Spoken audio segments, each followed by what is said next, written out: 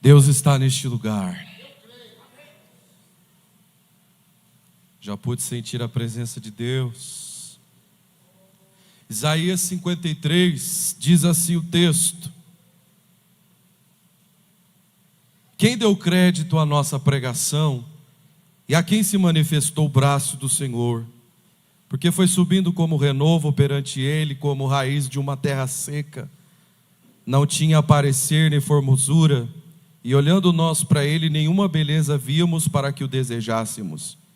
Era desprezado e o mais indigno entre os homens, homem de dores, experimentado nos trabalhos, e como um de quem os homens escondiam o rosto, era desprezado, e não fizemos dele caso algum.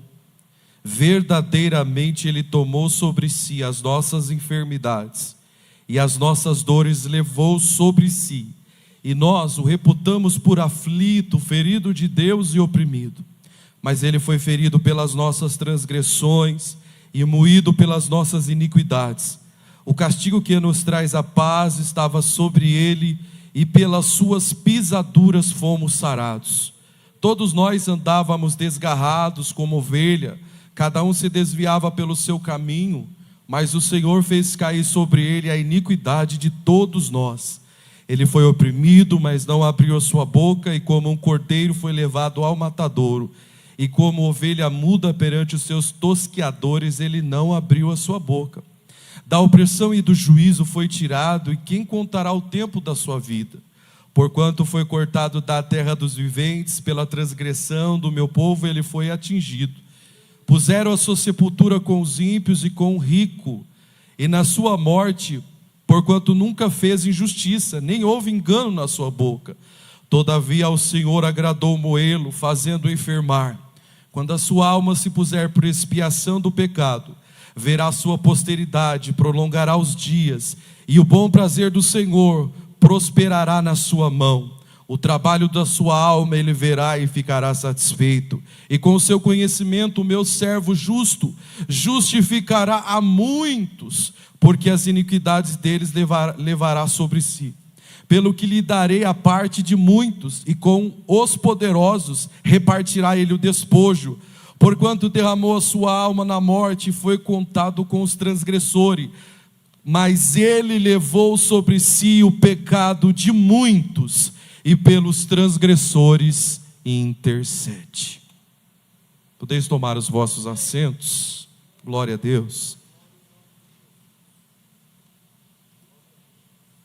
Esse texto aqui de Isaías 53,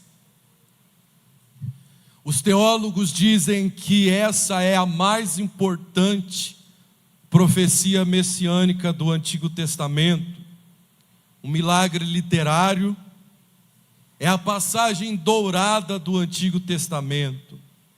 E esse texto, se você ler cuidadosamente, ele é tão claro. Foi feita uma pesquisa nos Estados Unidos, pessoas aleatórias saíram na rua lendo esse texto para pessoas desconhecidas e incrédulas. E unanimemente todos diziam que esse texto estava falando sobre Jesus, sobre o Messias. Eu quero intitular a mensagem desta noite: quem tem ouvidos para ouvir, que ouça. E lendo esse texto, eu só posso me curvar e adorar ao nome do nosso Deus. Esse texto nos traz à memória tudo aquilo que Jesus fez por nós, como homens. A história do homem, no que diz respeito à totalidade da existência humana, Deus não deixou os homens à sua própria sorte. Deus está no controle da história dos homens. E é interessante dizer que quando o homem caiu no jardim do Éden, no paraíso, Deus não foi pego de surpresa. Quando o homem caiu, Deus não ficou: e agora o que eu vou fazer? Qual atitude eu vou tomar? A Bíblia diz que antes da fundação do mundo, o cordeiro já havia sido imolado. E a prova de que Deus não foi pego de surpresa é que ali Deus havia dado uma sentença para eles, havia sacrificado um animal, e a pele desse animal veio cobrir ali, já tipificando a morte de Cristo. E todo o Antigo Testamento aponta para Jesus Cristo. A morte de Cristo está tipificada no sacrifício que foi feito para cobrir Adão e Eva, na morte do cordeiro para que o sangue colocasse ali nos umbrais da porta e protegesse contra o anjo da morte, no sacrifício anual que o sumo sacerdote fazia para a expiação limitada do povo. Então essas palavras, esses sacrifícios, eles apontam para a morte de Jesus Cristo. Mas quando nós olhamos para o verso de número 2 do capítulo 53, a Bíblia diz que não havia nele nenhuma beleza para que o desejássemos. E eu quero dizer nessa noite que a beleza do Evangelho não consiste na sua visão, na sua estética. A beleza do Evangelho consiste na sua mensagem intelectual e não na sua visão estética. Há dois grupos na sociedade que são atraídos pelo que vê, que são motivados a acreditar pelo que estão vendo diante dos teus olhos, pela imagem, pelo lúdico: as crianças e os homens imaturos. Então, quando eu vejo que a Bíblia diz que a mensagem do Evangelho, ela não é estética no que diz respeito a eu olhar e desejar, significa que a mensagem do Evangelho é o sentido oposto de ver. Na verdade, ver para compreender, estar além, mas ouvir, porque nós podemos dizer, se nós vemos e não consistimos naquela imagem estética, alguém pode desejar e alguém pode rejeitar. Então uma pessoa que é atraído pelo que ela vê, quando se fala da vida cristã, nós podemos dizer que essa pessoa ainda é uma criança espiritual na caminhada cristã. Porque se vive só pelo que vê, se vive só pelo que pode tocar, mas a mensagem do Evangelho não é para ver, é para ouvir. Segundo Coríntios capítulo 5 verso 7, a Bíblia diz: porque nós vivemos por fé e não por vista. João capítulo 20 verso 29, Jesus disse-lhe: porque me viste, Tomé, creste? Bem-aventurado aqueles que não viram, mas creram. Quantos creram nele nesta noite? Nós aqui somos o grupo das pessoas que não vimos, mas cremos.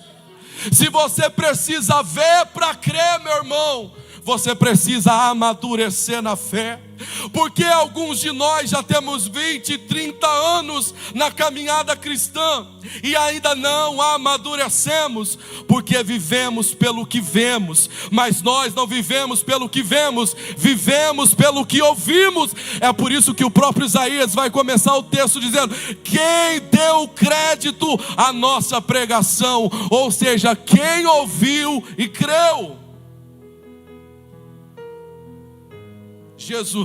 Jesus, no encontro com a mulher samaritana, ele vai dizer assim: me dá água. E ela vai dizer: eu não posso te dar água porque você é judeu, eu sou samaritana. Judeu e samaritano não se conversam. Mas ele disse: se você soubesse quem pede água para beber, você tomaria a água da vida, e aquele que toma dessa água nunca mais terá sede. E ela diz: nós adoramos aqui nesse monte, vocês adoram lá em Jerusalém. É algo visual, é algo palpável, eu preciso ver, é um monte, é Jerusalém, eu preciso ver para adorar. Aí ela diz: nós adoramos aqui no monte, vocês adoram lá em Jerusalém. Mas qual é o jeito certo de adorar? Jesus disse para ela: a hora chegou em que os verdadeiros adoradores adorarão o Pai em espírito e em verdade. Adoradores não são motivados pelo que vem, Deus não é para ser visto, Deus é para ser sentido. O texto vai continuar dizendo: Deus é espírito, e importa que aqueles que o adorem em espírito e em verdade. Tem adorador aqui nesta noite. Quem precisa ver, olhar a imagem do estético, lúdico, ele é atraído pelo que vê. E qualquer imagem estética o atrai. Então ele é motivado pelo que ele vê. Daí essa concepção de que a igreja precisa se adequar ao padrão estético do momento. Porque as pessoas precisam ver, tocar, para elas crer. Eu estava em São Paulo uma vez na Praça da Sé. E ali tem a Catedral da Sé. Quantos foram ali em São Paulo já viram? E eu senti curiosidade de entrar ali para conhecer a igreja. Quando eu entrei naquela igreja, de longe, ao meu lado direito, eu vi um caixão. E muitas pessoas em volta daquele caixão, chorando, tristes, um grupo de pessoas pranteando ali. Falei, meu Deus, deve ser uma pessoa muito importante para essas pessoas. Mas o número de pessoas que estavam ali em volta impediu que de longe eu visse quem estava ali dentro do caixão. E eu fui me aproximando. Quando eu olhei dentro do caixão, ali estava uma imagem de Cristo morto, e eles chorando diante daquela imagem de um Cristo morto. E Deus falou comigo: eles estão chorando, mas eu ressuscitei. E se eles soubessem, pudessem crer nessa revelação, eles não estariam aqui chorando, mas eles estariam saltando e dando glória a Deus. Então as pessoas precisam ver para conceber. Mas a nossa fé é diferente. A gente não vê para conceber, a gente ouve para compreender. Então quem se é atraído por essa percepção de imagem, eu preciso ver para crer, essa concepção que a igreja precisa se adequar ao padrão do momento. Aí nós vamos ter igreja de parede preta, aí todas vão pintar a igreja de parede, porque é a onda do momento.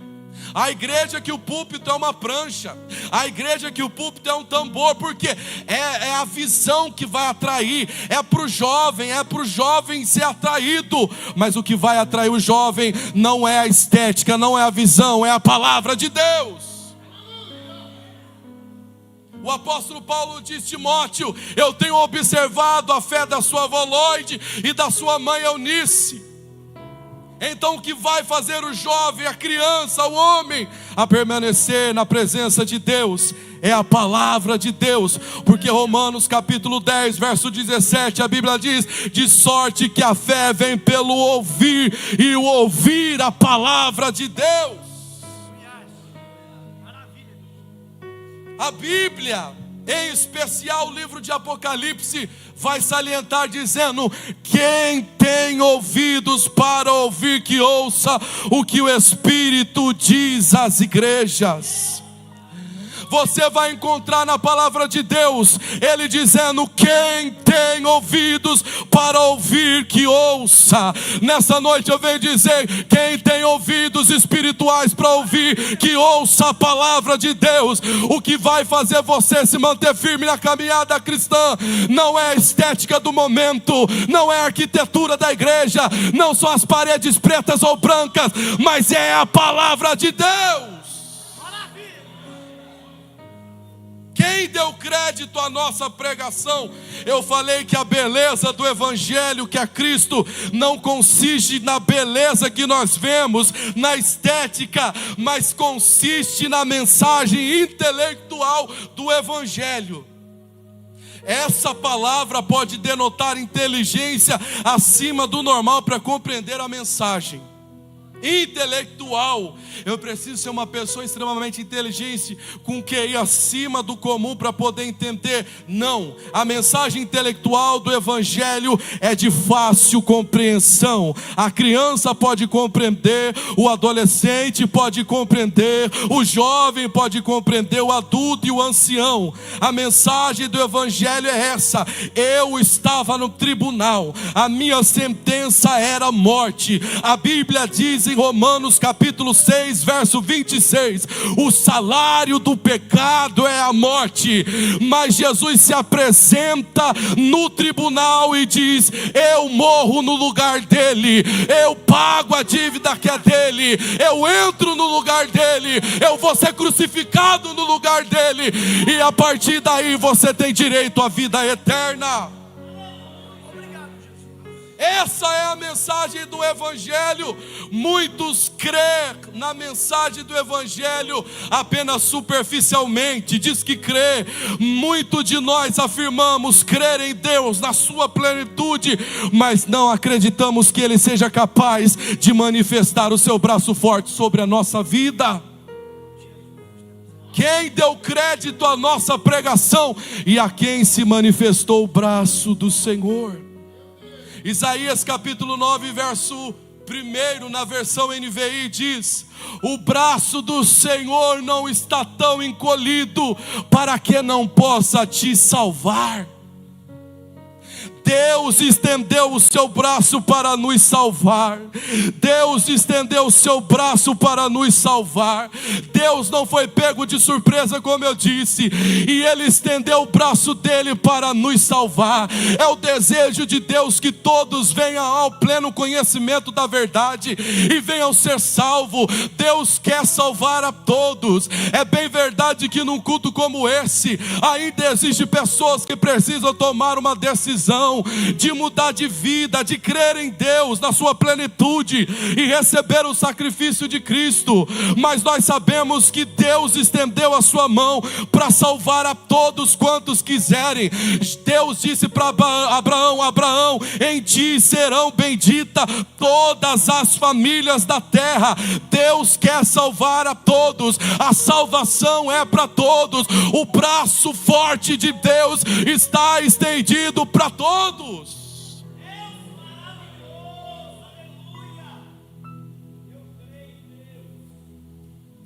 A obra de Cristo na cruz foi suficiente e cabal. Na cruz Ele disse: está consumado. Todos nós aqui somos culpados da morte de Cristo. Todos nós aqui somos culpados da sua morte. A morte de Cristo foi um plano de Deus. O Filho executou, nos trazendo redenção.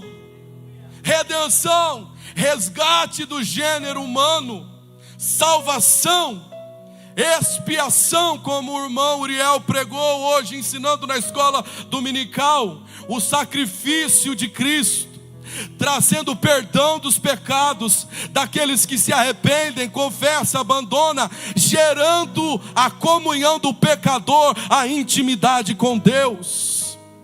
Quando Jesus Cristo morre, o véu do templo é rasgado de cima a baixo, mostrando que a intenção de Deus sempre foi se relacionar com o homem. No Antigo Testamento, o sumo sacerdote, uma vez por ano, matava o cordeiro e apresentava o sacrifício, espargindo na tampa da arca. E agora, Jesus Cristo, com a sua morte, Ele vai ao Santo dos Santos, apresenta o sangue, e a partir de agora todos nós temos acesso a presença de Deus.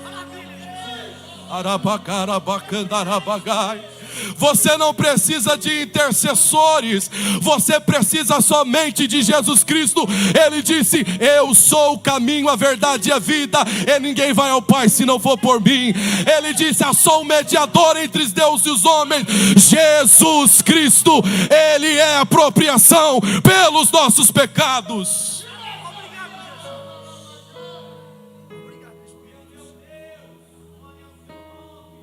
Oh, Ele é apropriação pelos nossos pecados. Ele gerou em nós a vida eterna, a oportunidade de desfrutar da vida eterna. Ele foi crucificado, acusado de conspiração contra César e blasfêmia contra Deus. Quando Judas o trai, ele é levado pelos soldados. Ele vai ali para o pátio. Ali ele é espancado. Já foi espancado alguma vez? Chicoteado. Já recebeu um chicote uma vez? Cuspido. O maior nível de humilhação quando alguém quer humilhar outra pessoa é cuspir na cara dela. Jesus recebeu cuspe na sua face por mim e por você. Ele foi esbordoado, bateram na sua cara, bateram na sua cabeça, torturaram ele, pegaram chicotes e bateram nele até que ele não suportou e caiu. Na ponta do chicote, os estudiosos dizem que havia pedaços de osso, pedaços de metal, e conforme o carrasco batia o chicote e grudava e voltava, ali voltava pedaços de carne junto. Ele aguentou isso por mim e por você. Ele não reclamou, ele não desistiu, ele não xingou os seus opositores. Ele foi como ovelha muda para o matadouro. E as mesmas pessoas que aplaudiram ele quando ele chegou em Jerusalém dizendo Hosana, Hosana, foram os mesmos que disseram crucifica, crucifica, crucifica. Muitos de nós dizemos Hosanas, Hosanas, Hosana, bendito aquele que vem em nome do Senhor. Nos derramamos na presença dele no culto de domingo, no culto de Santa Ceia, louvamos, adoramos, exaltamos, mas na segunda-feira voltamos a crucificá-lo com o nosso pecado, voltamos a chicoteá-lo com o nosso pecado, voltamos a dizer crucifica, crucifica. Mas nessa noite, quem tem ouvidos para ouvir, ouça. Toda vez que o diabo tentar fazer você pecar, lembre-se do sacrifício de Cristo e diz, não vale a pena pecar, porque o que ele fez para mim foi muito caro. Todas as mazelas do pecado do mundo foram lançadas sobre ele. Ali na cruz, ele foi esmagado pelo pecado dos homens. Por isso, alguns dizem que Deus abandonou, porque Deus não pode ver pecado, e ali estava o pecado do mundo. Deus estava de costas, e ali estava o meu e o seu pecado. Mas ele foi até o fim. Ele foi até o fim. Ele foi até o fim. Ele não desistiu. Ele foi até o fim. E ele disse: Tetelestai.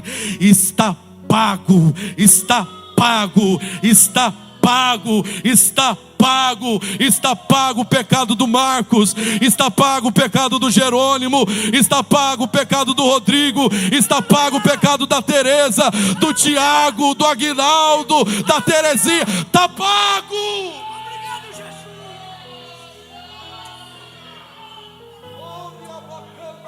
Obrigado, Jesus.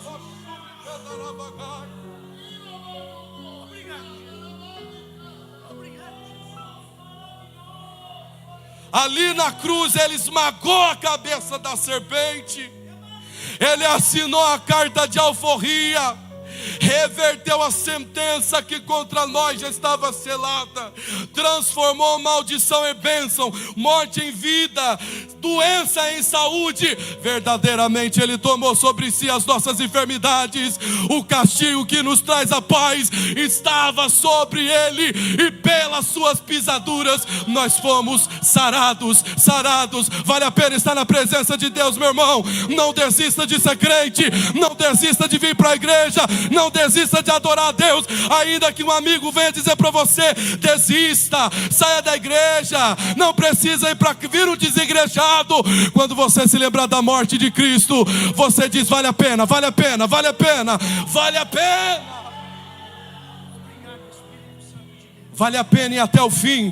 Segura na mão desse irmão que está do seu lado e diga para ele: vale a pena, vai até o fim. Vai até o fim, não desista, não desista, não desista. O diabo não pode tirar a tua salvação, meu irmão. O diabo não pode tirar. Ele vai tentar, ele vai pelejar, mas ele não pode, aleluia, ele não pode tirar. O que pode tirar a tua salvação é a tua decisão de desistir. Mas essa noite eu vim profetizar: você não vai desistir, você não vai desistir, você vai até o fim. Ele fica diante do trono de Deus nos acusando, apontando o seu pecado. Sabe esse pecado que você cometeu essa semana, mas já se arrependeu, já foi perdoado? Ele está diante do trono de Deus dizendo: olha o que o Marcos pecou essa semana, olha o pecado do Rufino, olha o pecado do Felipe, olha. Mas Jesus aponta para ele e diz: eles foram perdoados com meu sangue, eles foram perdoados com meu sangue. O perdão de Cristo na cruz do Calvário não nos dá poder de irresponsabilidade. Nós precisamos ser responsáveis, precisamos ter uma vida santa e irrepreensível diante de Deus para fazer valer a vida cristã. Ele comprou um povo para si, o verso 12, mas ele levou sobre si o pecado de muitos e pelos transgressores intercedeu. Pelos transgressores intercede. Ele comprou um povo para si. Eu faço parte desse povo. Se tem mais alguém que faz parte, aleluia. Eu quero orar com você neste momento. Eu quero orar com você neste momento. Coloque-se em pé.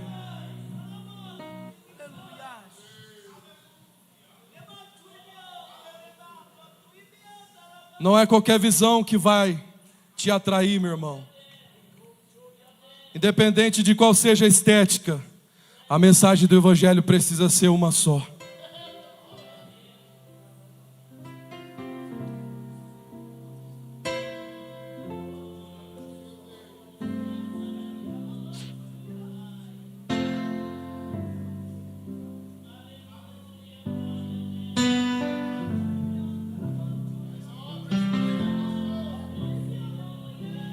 A minha alma estava longe do caminho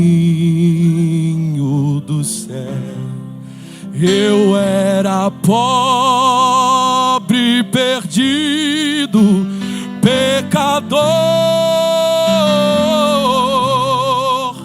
mas Jesus transformou minhas. Quando Ele estendeu a sua mão para mim. Quando Jesus estendeu a sua mão, quando Ele estendeu a sua mão para mim, eu era pobre, perdido, sem Deus, sem Jesus. Quando Ele estendeu a sua mão para mim, oh, aleluia! Agora me regozijo. Você tem motivo para se alegrar? Desde que eu aceitei, e na tempestade eu posso sossegar, pois com Ele estou liberto do perigo e do mal. Desde que Ele estendeu a sua mão, meu Deus, oh, quando Jesus estendeu a sua mão,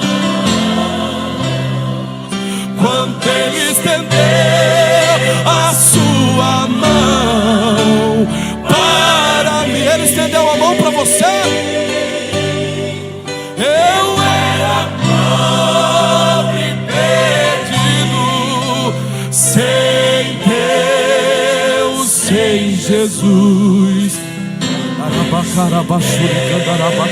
A sua mão para mim. Eu era pobre, eu era perdido, mas Ele me encontrou. Ele te encontrou, Ele te resgatou.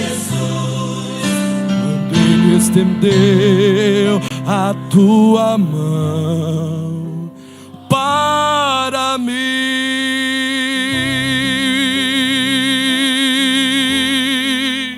Glória a Deus. Aleluia.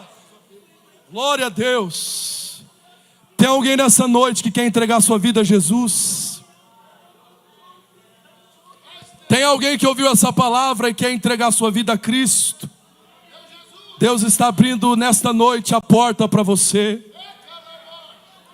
Tem alguém nessa noite que ouviu essa palavra e já foi crente, mas está afastado, quer retornar para a igreja, quer retornar ao celeiro, ao aprisco? Jesus, o pastor, está aqui nesta noite, de braços abertos para te receber. Levante a tua mão, nós vamos orar por você. A igreja está aqui para receber você de braços abertos. Tem alguém nessa noite que quer entregar sua vida a Cristo? Se não tem, que Deus conceda outra oportunidade. Ó Pai, obrigado, Senhor, pela Tua palavra. Obrigado pela Tua presença, Senhor. Obrigado, Jesus, por essa casa. Obrigado, Senhor, porque o Senhor tem dispensado a nós a Tua graça, a Tua misericórdia, o Teu perdão, o Teu cuidado, o Teu amor. Meu Deus amado, ajuda-nos, ó Pai, a ficar firme, a nos mantermos até o fim. Dai-nos, ó Pai, ouvidos espirituais, Senhor, para que a gente não venha ser iludido por nenhum tipo de imagem, nenhum tipo de estética, mas ficar firme ouvindo a Tua palavra, se alimentando da Tua palavra e permanecendo firmes na caminhada. Meu Pai, se alguém entrou aqui fraco, se alguém entrou aqui tropejando, tropeçando, com o joelho trôpego, dá uma força, dá uma injeção de ânimo, sustenta, meu Pai. Jesus, cura nesta noite, liberta nesta noite, ó Pai amado, em nome de Jesus Cristo. Ó Deus, eu sei que o Senhor está dando livramento, eu sei que o Senhor está dando escape.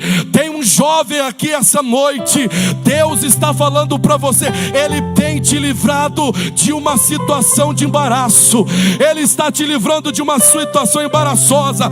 Você estava para tomar uma decisão, você foi cooptado, você decidiu ficar, e Deus está dizendo, não ceda. Você sabe que é com você, e Deus está dizendo, eu quero te usar, eu quero te levantar, mas se aparta das amizades, exclui o teu perfil no Instagram, exclui o teu perfil na rede social, para você se santificar e ser livre dos laços que o diabo tem preparado para você. Dá livramento, Senhor, concede livramento, concede vitória à tua igreja, em nome de Jesus.